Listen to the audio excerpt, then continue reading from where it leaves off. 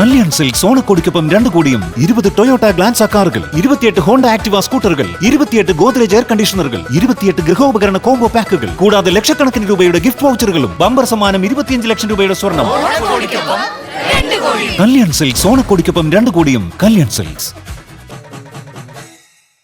കുണ്ടന്നൂർ ശ്രീ എരഞ്ഞിക്കൽ ഭഗവതി ക്ഷേത്രത്തിൽ ഭക്തിനിർഭരമായ ചടങ്ങുകളോടെ അഷ്ടദ്രവ്യ മഹാഗണപതി ഹോമവും ആനയൂട്ടും നടന്നു. രാവിലെ 6 മണിക്ക് ആരംഭിച്ച മഹാഗണപതി ഹോമത്തിന് ക്ഷേത്രം തന്ത്രി അവണപ്പറമ്പ് നിധിൻ നമ്പൂതിരി മുഖ്യ കാർമ്മികത്വം വഹിച്ചു.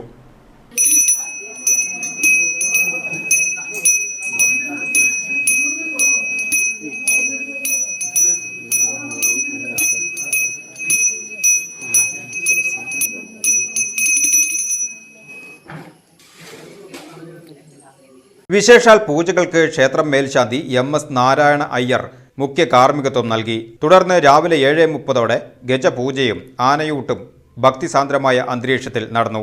ധാരാളം ഭക്തജനങ്ങളാണ് ചടങ്ങുകൾക്ക് സാക്ഷ്യം വഹിക്കുവാൻ എത്തിയത്.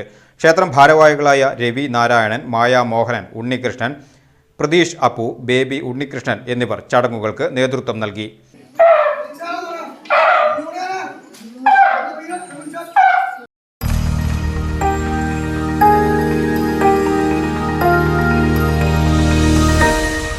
You are watching VCV News.